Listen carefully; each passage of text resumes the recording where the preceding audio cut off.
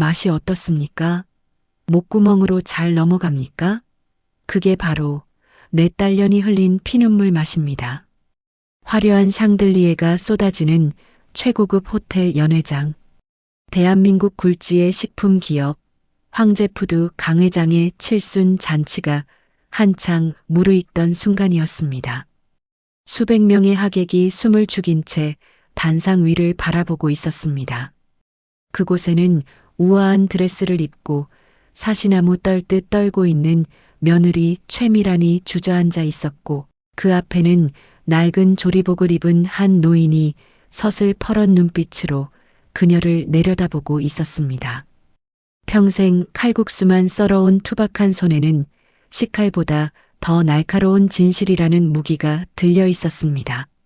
가장 화려한 잔칫날, 가장 비참한 지옥을 선물 받은 며느리, 그리고 칠순의 나이에 딸의 복수를 위해 칼을 다시 잡은 어머니. 과연 이 두 여자 사이에는 무슨 일이 있었던 걸까요? 상상을 초월하는 그 기막힌 사연, 지금 바로 시작해 보겠습니다. 안녕하십니까? 제 이름은 오말순, 올해로 68이 된 늙은이입니다. 다들 제 손을 보면 그래요. 나무 껍질 같다고요. 지문이 다 닳아서 반질반질해진 이 손으로 평생을 살았습니다. 시장통 귀퉁이에서 멸치 국물 우리고 밀가루 반죽 치대면서 우리 딸 영희 하나만 바라보고 살았지요. 남편 복 없는 년이 자식 복은 있다고 우리 영희는 참 착했습니다. 학교 다녀오면 가방 던져놓고 엄마 힘들다고 멸치 똥부터 따던 아이였습니다. 그런 영희가 35 되던 해에 제법 번듯한 가게를 하나 차렸습니다. 여왕 떡볶이. 엄마가 내 여왕이라면서 지은 이름이었지요. 가게는 개업하자마자 문전성시를 이뤘습니다. 제가 30년 동안 장사하면서 터득한 특제 육수 비법에다가 영희가 요즘 젊은 사람들 입맛에 맞춰 개발한 매콤 달콤한 양념장이 기가 막히게 어우러졌거든요. 점심시간이면 가게 앞에 줄이 몇십 미터는 섰습니다. 영희는 땀을 뻘뻘 흘리면서도 나 이제 엄마 호강시켜줄 수 있어, 조금만 기다려 하며 웃곤 했습니다. 그 웃는 얼굴을 보면 세상 부러울 게 없었습니다. 드디어 우리 모녀에게도 볕들 날이 오는구나 싶었지요. 하지만 호사다마라고 했던가요? 그 행복이 지옥으로 바뀌는 건 순식간이었습니다. 어느 날이었습니다. 비가 추적추적 내리는 오후라 손님도 뜸할 때였지요. 가게 앞에 웬 시커먼 고급 세단 승용차 한 대가 미끄러지듯 서더군요. 시장통 좁은 골목에 그런 차가 들어오니 상인들이 다 쳐다봤습니다. 운전기사가 뒷문을 열자 머리부터 발끝까지 명품으로 휘감은 여자가 우산을 쓰고 내렸습니다. 또각또각 하이힐 소리를 내며 가게로 들어온 여자가 선글라스를 벗는데 영희가 눈을 동그랗게 뜨고 소리쳤습니다. 어머, 너 미란이 아니니? 최미란. 그 여자는 영희의 초등학교 단짝 친구였던 최미란이었습니다. 어릴 때 서울로 전학 가서 소식이 끊겼었는데 대한민국 식품업계 1위인 대기업 황제푸드의 며느리가 되어 나타난 겁니다. 미란이는 영희를 보자마자 와락 껴안으며 눈물을 글썽였습니다. 영희야, 내가 너 얼마나 찾았는 줄 아니? 동창들한테 수소문해서 겨우 찾아왔어. 잘 있었니? 보고 싶었다, 친구야. 처음엔 그저 돈 많은 친구가 옛 추억이 그리워 찾아온 줄 알았습니다. 그날 미란이는 떡볶이 한 접시를 시켜놓고는 국물 한 방울 안 남기고 싹 비웠습니다. 그러고는 티슈로 입을 닦으며 탄성을 질렀지요. 세상에 영희야. 나 시집가서 사내 진미 다 먹어봤지만 내가 만든 떡볶이보다 맛있는 건 못 먹어봤어. 옛날 학교 앞 그 맛 그대로다. 아니, 더 깊어졌어. 눈물 난다 정말. 그 칭찬 한마디에 사람 좋기로 소문난 우리 영희 마음이 무장해제 되어버린 겁니다. 그날 이후로 미란이는 문턱이 닳도록 우리 가게를 드나들기 시작했습니다. 빈손으로 오는 법이 없었습니다. 어떤 날은 어머니 서서 일하시느라 다리 아프시죠? 하며 수백만 원짜리 안마 의자를 집으로 주문해주고, 또 어떤 날은 영희야, 너 피부가 이게 뭐니? 여자는 가꾸고 살아야 해 하며 백화점 명품 화장품 세트를 한가득 안겨주곤 했습니다. 저는 부담스러워서 돌려주라고 했지만 미란이는 제 손을 꼭 잡으며 애처로운 표정을 지었습니다. 어머니 그러지 마세요. 저 시집가서 돈은 많은데 마음 터놓을 친구가 없어요. 시댁 식구들은 저를 꿔다 놓은 보릿자루 취급하고 남편은 밖으로만 돌아요. 저한테는 영희랑 어머니가 친정 식구 같아요. 여기서 떡볶이 먹고 수다 떠는 게 제 유일한 숨구멍이에요. 그렇게 말하며 눈물을 뚝뚝 흘리는데 늙으니 마음이 또 약해지지 않겠습니까? 외로운 재벌가 며느리가 불쌍하기도 하고 내 딸을 친자매처럼 아껴주는 게 고맙기도 해서 저도 모르게 마음의 빗장을 열고 말았습니다. 그게 여우가 파놓은 굴인 줄도 모르고 말입니다. 그렇게 한 달쯤 지났을까요? 미란이가 작정한 듯 양복 입은 점잖은 남자 2명을 데리고 가게에 왔습니다. 황제푸드의 이사라고 소개하더군요. 그 사람들이 떡볶이를 맛보고는 엄지를 치켜 세우며 이건 당장 프랜차이즈로 내도 대박날 맛입니다. 회장님이 찾으시던 바로 그 맛입니다. 하며 바람을 잡았습니다. 미란이는 영희 손을 잡고 진지한 표정으로 말했습니다. 영희야, 나 이번에 시아버님한테 인정받고 싶어. 너도 알잖아, 나 집에서 무시당하는 거. 내 비법이랑 우리 황제푸드 자본이 합쳐지면 대한민국 떡볶이 시장 평정할 수 있어. 내가 너 강남 한복판에 빌딩 가진 사장님으로 만들어줄게. 우리 같이 성공해서 보란 듯이 살아보자. 응? 영희는 망설였습니다. 미란아, 나는 그냥 이 작은 가게로도 만족해. 프랜차이즈 같은 거 할 줄도 모르고. 영희가 주저하자 미란이는 더 집요하게 파고들었습니다. 계약금이라며 1억 원이 찍힌 통장을 영희 눈앞에 흔들었습니다. 그리고 결정적인 한마디를 던졌습니다. 영희야, 너 언제까지 어머니 고생시킬 거야? 어머니 칠순잔치 호텔에서 근사하게 해드려야지. 너 효녀잖아. 나 한 번만 믿어봐. 어머니 고생이라는 말에 효녀인 영희 눈빛이 흔들렸습니다. 결국 영희는 프랜차이즈 계약을 하겠다고 고개를 끄덕였습니다. 저는 왠지 모르게 등골이 서늘해서 영희야, 돌다리도 두들겨보고 건너자. 너무 급한 거 아니냐? 하고 말렸지만 영희는 엄마 미란이는 내 친구야. 그리고 대기업인데 설마 사기를 치겠어? 하며 제 말을 귀담아 듣지 않았습니다. 문제는 그 다음이었습니다. 계약서에 도장을 찍자마자 미란이가 본색을 드러내기 시작했습니다. 아니, 더 교묘해졌지요. 며칠 뒤 미란이가 식품연구소 연구원이라는 가운 입은 사람들을 데리고 왔습니다. 영희야, 프랜차이즈를 하려면 맛이 표준화가 되어야 해. 서울 점포랑 부산 점포랑 맛이 다르면 안 되잖아. 그러려면 육수에 들어가는 재료가 정확히 몇 그램인지, 소스 숙성 온도는 몇 도인지 그 데이터가 필요해. 우리 연구소에서 이걸 분석해서 공장 대량 생산 레시피로 바꿔줄 거야. 그럴듯한 말이었습니다. 영희는 그래도 육수 비법은 우리 집 가보인데 하며 주저했습니다. 육수에는 며느리도 안 가르쳐주는 저만의 배합 비율이 있었거든요. 그러자 미란이가 정색을 하며 화를 냈습니다.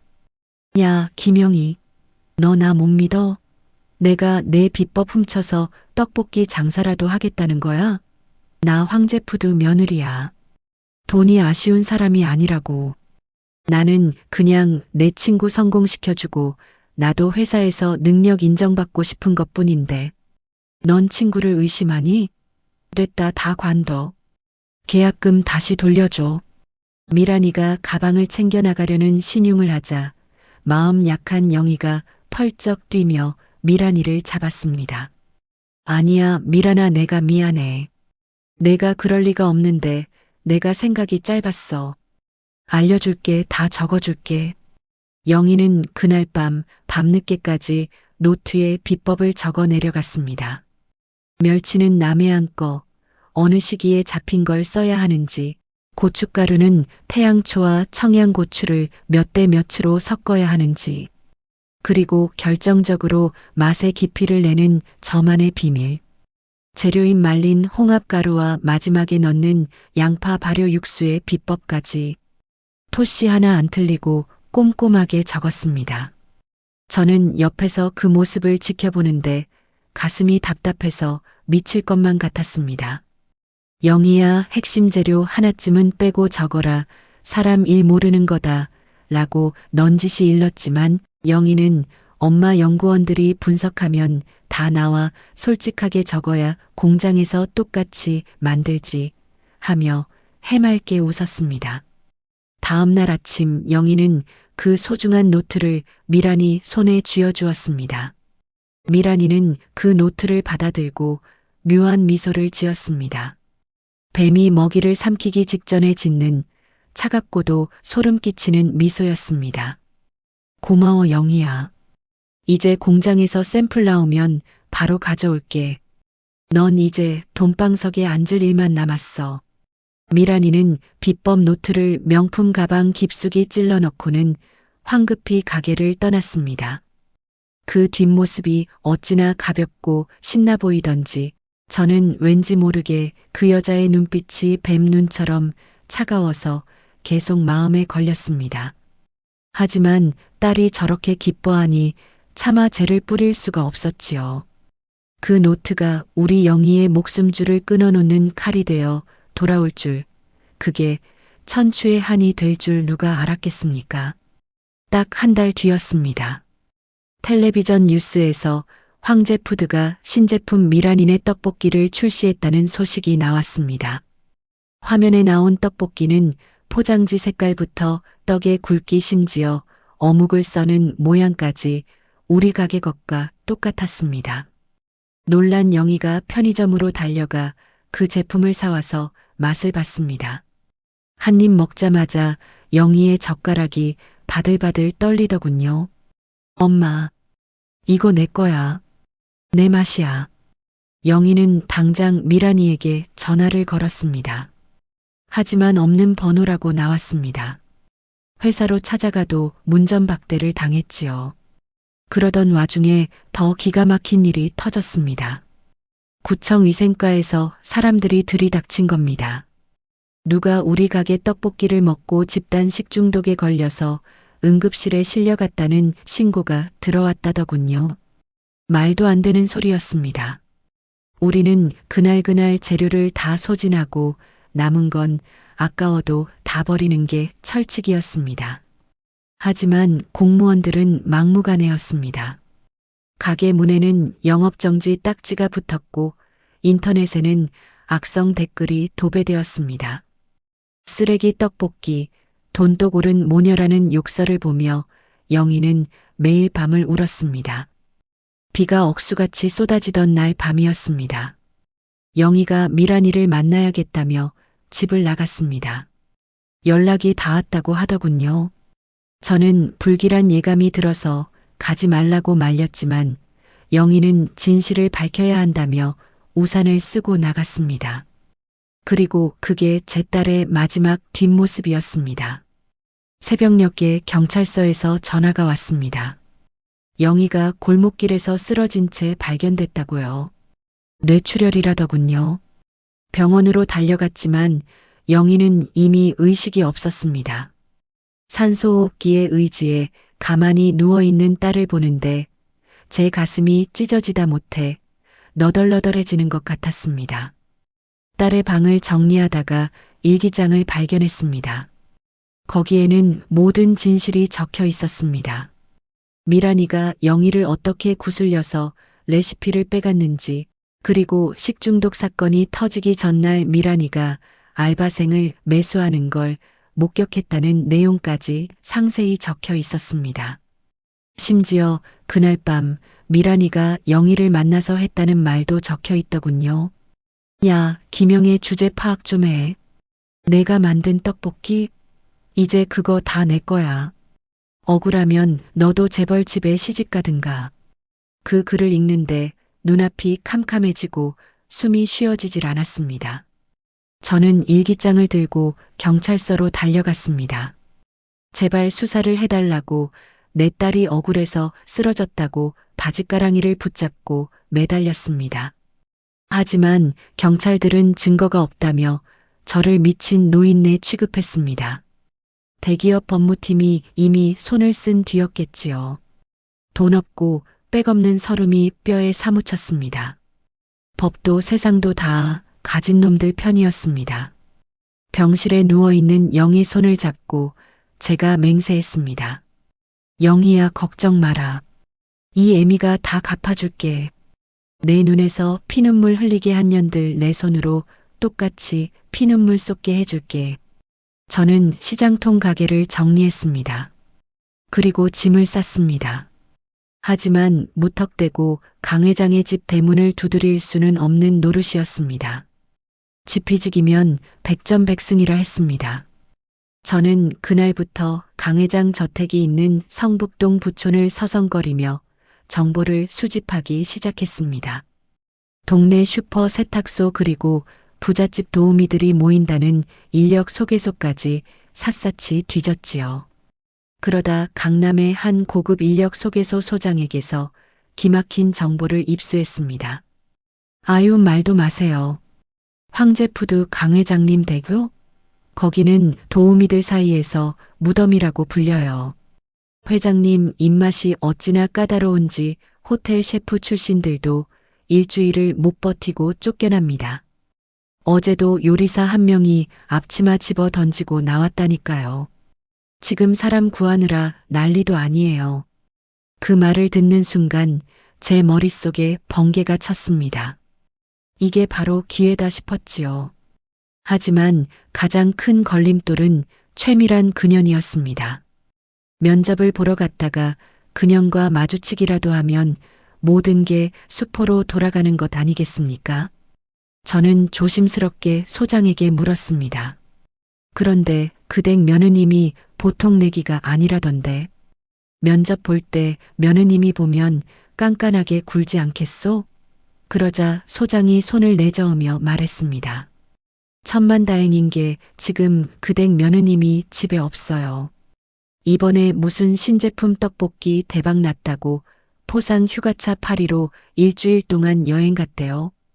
지금 회장님 혼자 계셔서 식사 당번이 급해요. 면접 통과하면 바로 오늘부터 일해야 할 판이라니까요. 하늘이 도왔다는 게 이런 걸까요? 미란이가 우리 영희 피를 빨아먹고 번 돈으로 파리 여행을 가서 샴페인을 터뜨리고 있을 때 저는 그년의 빈집을 털러 들어가는 겁니다. 미란이가 돌아오기 전에 강 회장의 입맛을 사로잡아 내 자리를 굳혀야 했습니다. 저는 당장 그 자리에서 소개소 소장에게 수수료를 두둑이 쥐어주며 면접을 잡아달라고 했습니다. 하지만 그냥 갈 수는 없었습니다. 저는 그 길로 미용실에 가서 파마를 풀고 희끗희끗하던 머리를 단정하게 검은색으로 염색했습니다. 시장에서 입던 몸빼 바지는 벗어 던지고 옷가게에서 가장 점잖고 깔끔해 보이는 회색 정장 바지와 블라우스를 샀습니다. 뿔테 안경까지 하나 맞췄으니 영락없는 베테랑 입주 요리사처럼 보였습니다. 거울을 보며 연습했습니다. 나는 오말순이 아니다. 나는 요리의 숨은 고수다. 수백 번을 되뇌었습니다. 면접 날 강 회장의 으리으리한 저택 주방에는 긴장감이 감돌았습니다. 저 말고도 쟁쟁한 요리사 3명이 더 와 있더군요. 다들 유학파니 특급 호텔 출신이니 하며 화려한 이력서를 들이밀고 있었습니다. 조리대 위에는 그들이 준비한 재료들이 놓여 있었는데 캐비어니 트러플이니 랍스터니 하는 비싼 재료들이 번쩍번쩍했습니다. 그들은 저를 힐끔 보더니 웬 할머니가 왔어? 하는 눈빛으로 비웃었습니다. 식칼 하나 달랑 들고 온 제가 우스워 보였겠지요. 하지만 저는 떨지 않았습니다. 내 딸의 목숨이 걸린 일인데 고작 회장 앞이라고 떨 이유가 없었습니다. 잠시 후 강 회장이 주방으로 들어왔습니다. 깐깐하게 생긴 눈매가 매서웠습니다. 그는 요리사들이 차려놓은 화려한 프랑스 요리, 이탈리아 요리를 보고는 인상을 찌푸렸습니다. 내가 지금 속이 더부룩해서 죽겠는데 또 기름칠을 하라는 거야? 나가, 다 나가. 불호령이 떨어지자 요리사들은 혼비백산해서 짐을 쌌습니다. 제 차례가 되었습니다. 강 회장이 저를 보며 퉁명스럽게 물었습니다. 당신은 뭐야? 당신도 뭐 느끼한 거 만들러 왔어? 저는 조용히 제가 가져온 보자기를 풀었습니다. 거기엔 비싼 식재료 대신 잘 말린 멸치 한 줌과 무 그리고 애호박이 들어 있었습니다. 저는 딱 하나 멸치국수를 내놨습니다. 멸치 내장을 일일이 손으로 따서 달달 볶은 뒤 무와 팥뿌리를 넣고 2시간 동안 푹 우려낸 육수, 거기에 애호박 숭숭 썰어 넣고 양념장 한 숟갈 올린 투박한 국수였습니다.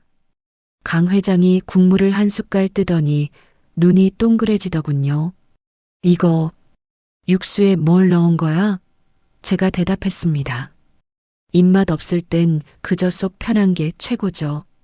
비싼 재료 처발라봐야 늙은이 속만 더부룩합니다. 정성 들어간 뜨끈한 국물이 보약입니다.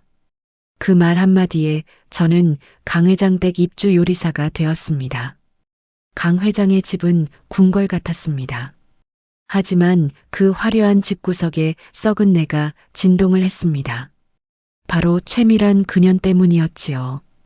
여행에서 돌아온 미란이는 저를 보자마자 흠칫 놀라더군요. 설마 영희 엄마인 걸 알아본 건가 싶어 심장이 덜컥 내려앉았지만 다행히 못 알아보는 눈치였습니다. 시장 바닥에서 뽀글머리에 몸빼 바지 입고 일하던 저랑 지금 단정하게 머리를 빗어 넘기고 유니폼을 입은 저는 딴 사람처럼 보였을 겁니다. 게다가 그녀는 영희 집에 놀러 왔을 때도 저한테 인사 한번 제대로 안 하던 년이었으니까요. 사람을 급으로 나누는 년이니 떡볶이집 할머니 얼굴 따위는 기억 속에 없었겠지요. 미란이는 저를 위아래로 훑어보더니 말했습니다. 아줌마 우리 시아버님 입맛 까다로우니까 실수하지 마세요. 거슬리면 바로 아웃이에요.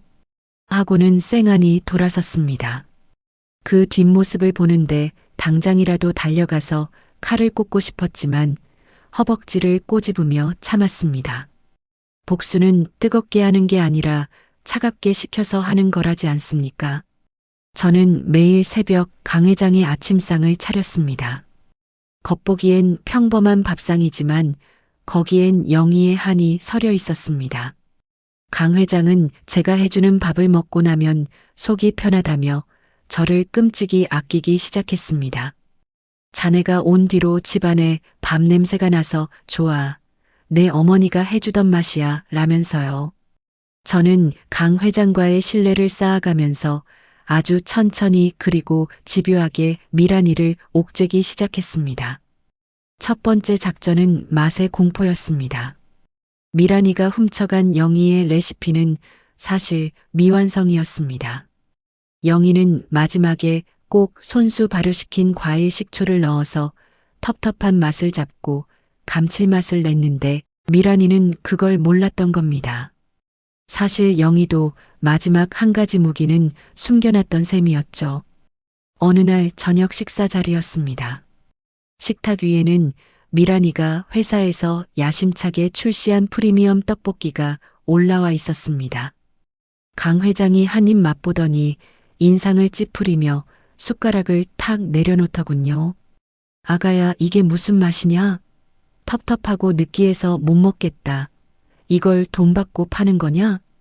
미란이가 당황해서 어쩔 줄 몰라 할 때 제가 부엌에서 쟁반을 들고 나갔습니다.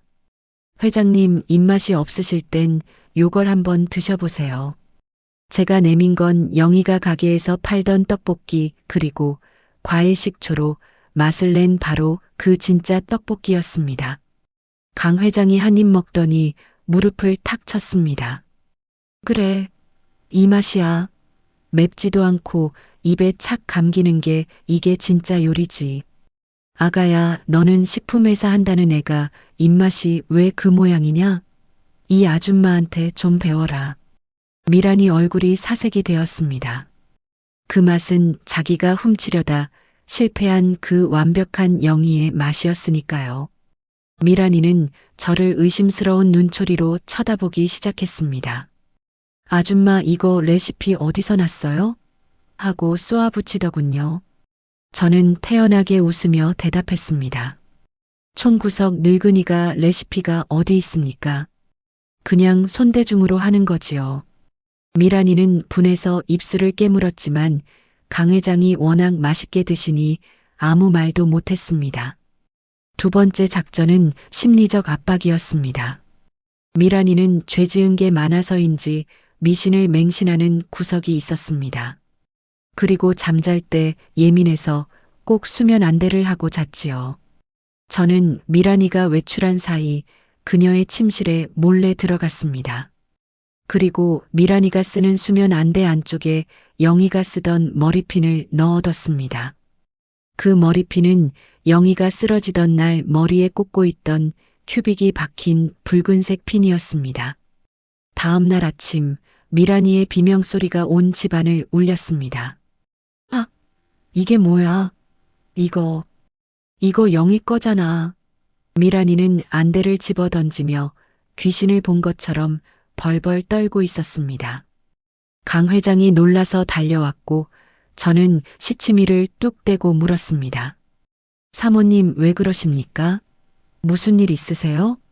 미란이는 저를 보며 소리쳤습니다. 당신이 그랬지? 당신 이 방에 들어왔었지? 저는 눈을 동그랗게 뜨고 억울하다는 표정을 지었습니다.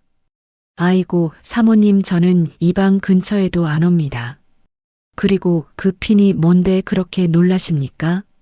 미란이는 차마 시아버지 앞에서 친구의 소중한 것을 훔치고 친구를 사경에 빠뜨렸다는 말을 할 수가 없어서 입을 다물었습니다. 하지만 그녀의 눈동자는 공포로 흔들리고 있었습니다. 그날 이후로 미란이는 점점 말라갔습니다. 밥도 제대로 못 먹고 작은 소리에도 깜짝깜짝 놀랐습니다. 저는 멈추지 않았습니다. 미란이가 아끼는 명품 구두 안에 썩은 멸치똥 몇 개를 넣어두기도 했고 그녀의 화장대에 영희가 즐겨 쓰던 싸구려 립스틱을 올려두기도 했습니다. 미란이는 저를 의심해서 CCTV를 확인하려 했지만 저는 이미 사각지대를 파악해 둔 뒤였습니다. 그 집에는 저 말고도 최미란 그년 때문에 피눈물을 삼키는 사람이 또 하나 있었습니다. 바로 강 회장의 수행기사인 박 기사였습니다. 박 기사는 이제 막 50줄에 들어선 한창 일할 나이의 가장이었습니다. 저보다 10살 넘게 어린 사람이었지만 10년 넘게 회장님을 모셨으니 이 집안일에는 저보다 선배였지요. 하지만 미란이가 들어온 뒤로 박 기사의 처지는 파리 목숨이나 다름없었습니다. 어느 날 오후였습니다. 미란이가 외출하고 돌아와 현관 앞에서 박 기사에게 앙칼지게 소리를 지르고 있더군요. 무슨 일인가 싶어 귀를 기울여 보니 기가 막혔습니다. 아니 박 기사님, 운전을 대체 어떻게 하는 거예요? 답답해서 숨 넘어가겠네 정말. 신호란 신호는 꼬박꼬박 다 지키고 무슨 거북이 등짝에 탔어요?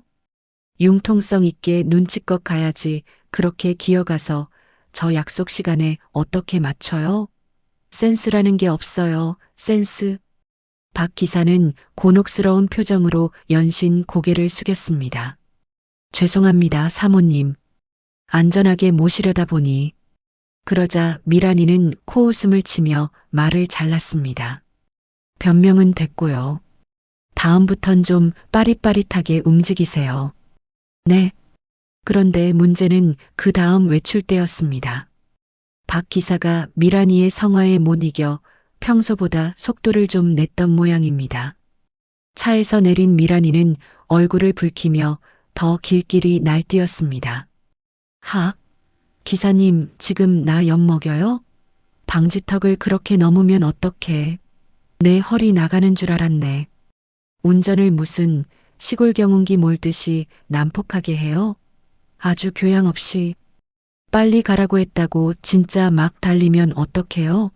승차감 생각 안 해요? 이래서 아저씨들은 말이 안 통한다니까. 천천히 가면 늦는다고 난리, 빨리 가면 난폭하다고 난리. 장단 맞추기가 귀신 널뛰기보다 어려운 그년의 히스테리에 아직 50대인 박 기사는 얼굴이 홍당무가 되어 어쩔 줄을 몰라 했습니다. 딸뻘밖에 안 되는 여자에게 그런 모욕을 당하고 서 있는 꼴을 보니 옆에서 지켜보는 제가 다 피가 거꾸로 솟을 지경이었습니다. 그날 저녁 박 기사가 차고지 구석가니 의자에 앉아 멍하니 허공만 바라보고 있더군요. 축 처진 어깨가 영락없이 기운 빠진 가장의 모습이라 안쓰러웠습니다. 저는 보온병에 따뜻한 꿀물 한 잔을 타서 다가갔습니다. 박 기사, 속 많이 상하지? 저 여자가 원래 성격이 저래 먹어서 그래. 어느 장단에 춤을 추겠어. 너무 마음에 담아두지 마. 박 기사는 제가 건넨 꿀물을 받아들더니 깊은 한숨을 내쉬었습니다. 여사님, 제가 못나서 그럽니다. 아직 애들 대학도 못 보냈고 아내 병원비도 만만치 않으니 이까진 모욕쯤은 참아야지 하면서도 오늘은 참 비참하네요. 내가 이러려고 평생 핸들 잡았나 싶고.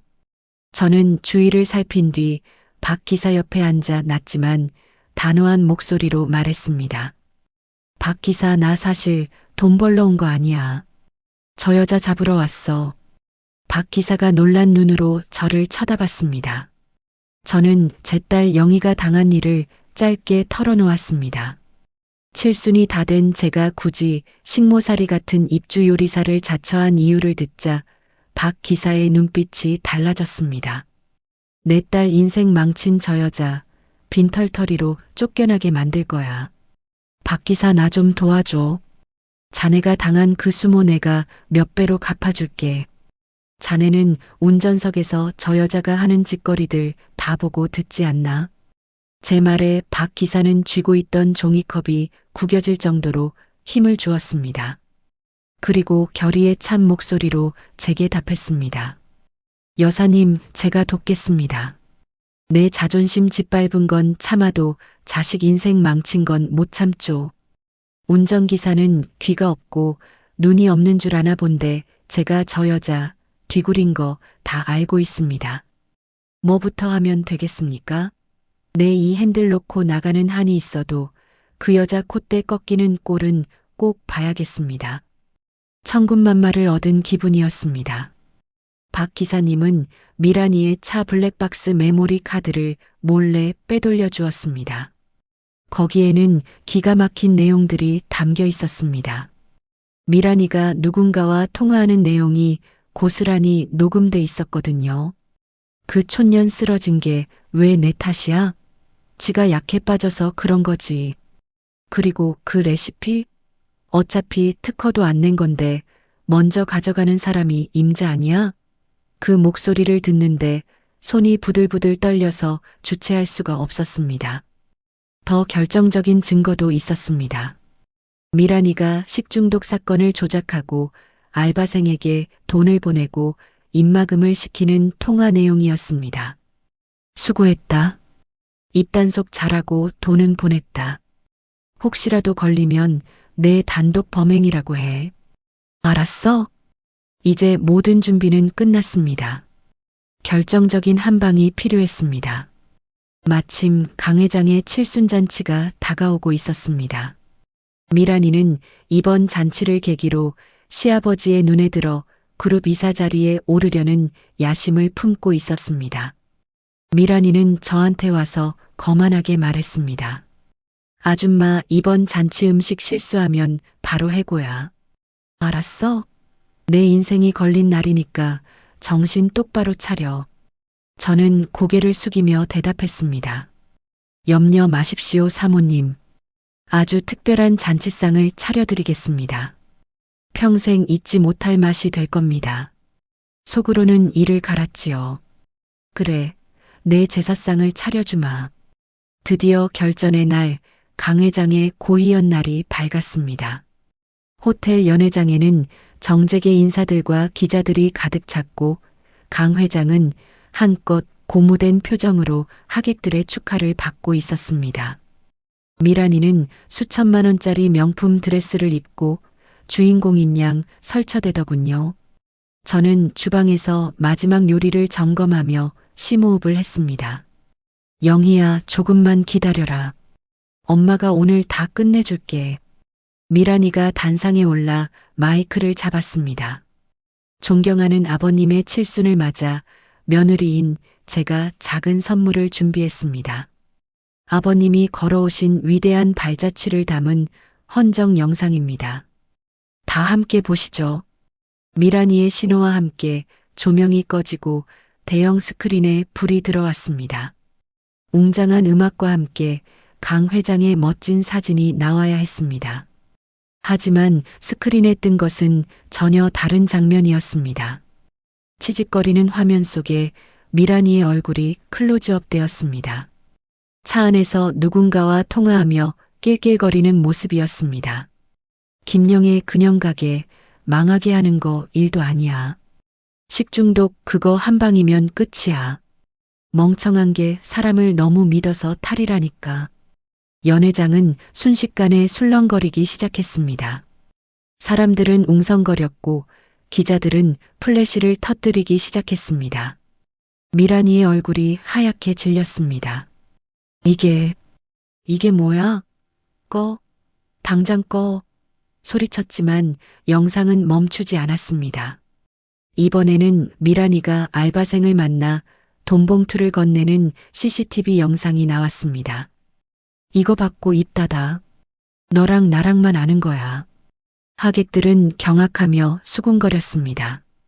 저게 무슨 소리야? 며느리가 식중독을 조작했다는 거야? 세상에 친구 레시피를 훔친 거야? 강 회장의 얼굴은 불그락푸르락해져서 당장이라도 쓰러질 것 같았습니다. 미란이는 스크린을 가리려고 단상 위로 뛰어 올라가 발악을 했습니다. 아니에요. 이거 조작이에요. 누가 이런 짓을. 이거 딥페이크야. 그때 제가 주방 문을 열고 천천히 걸어 나갔습니다.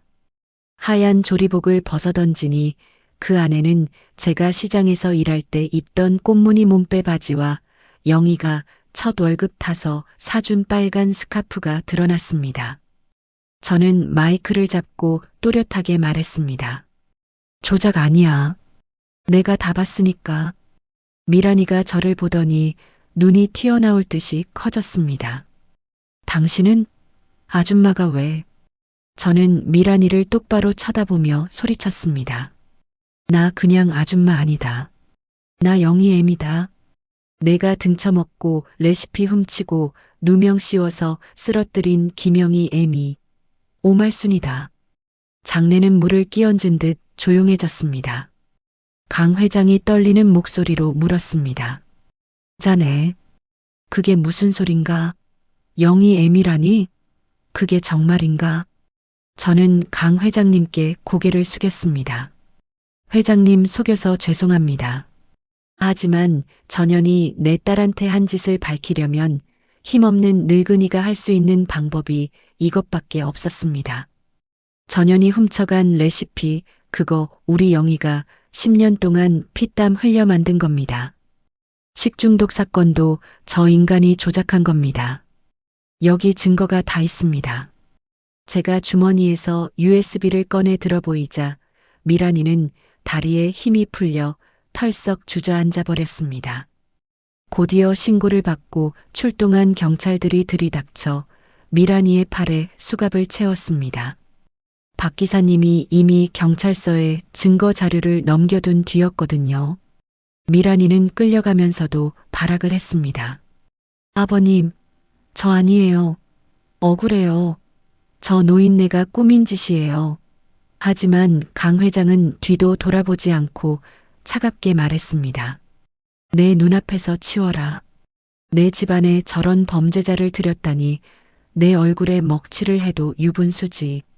당장 이혼 서류 준비해라. 잔치는 엉망이 됐지만 제 속은 10년 묵은 체증이 내려가는 것 같았습니다.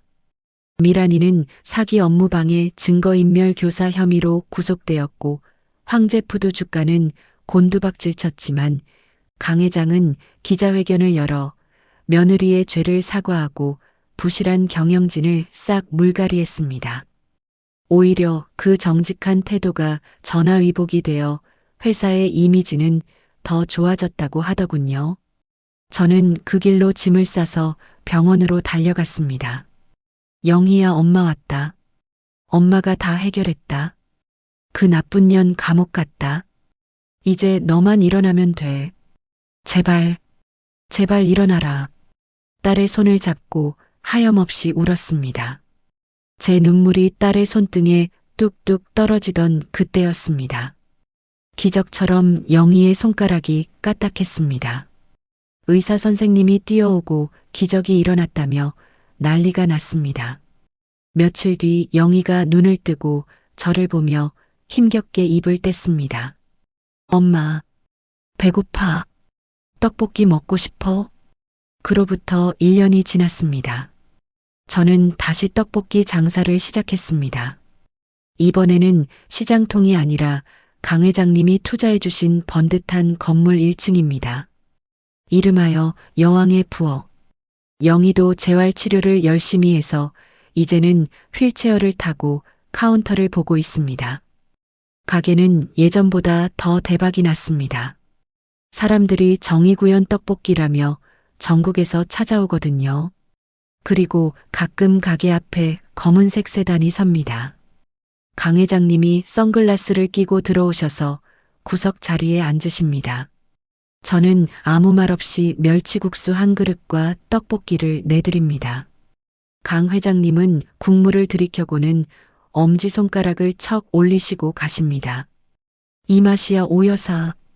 변하지 않아서 고마워 하시면서요. 박 기사님도 쉬는 날이면 와서 설거지를 도와주십니다. 우리는 그렇게 말하지 않아도 서로의 마음을 아는 친구가 되었습니다. 여러분, 세상에 공짜는 없고 비밀도 없습니다. 남의 눈에 눈물 내면 제 눈에는 피눈물 나는 법이지요. 그리고 진심으로 만든 음식은 거짓말을 하지 않습니다. 혹시라도 지금 억울하고 힘든 일 당하신 분들 계시다면 너무 낙심하지 마세요. 언젠가는 진실이 밝혀지고 쨍하고 해뜰 날이 올 겁니다. 저 오말순이가 보증합니다. 나쁜 놈들은 벌받고 착한 사람들은 복받는 세상, 그런 세상 우리가 만들어 가야죠. 오늘 저녁은 가족들과 매콤한 떡볶이 한 접시 어떠십니까? 속이 뻥 뚫리게 말이죠. 그럼 저는 이만 육수 끓이러 가보겠습니다. 다들 건강하시고 행복하십시오.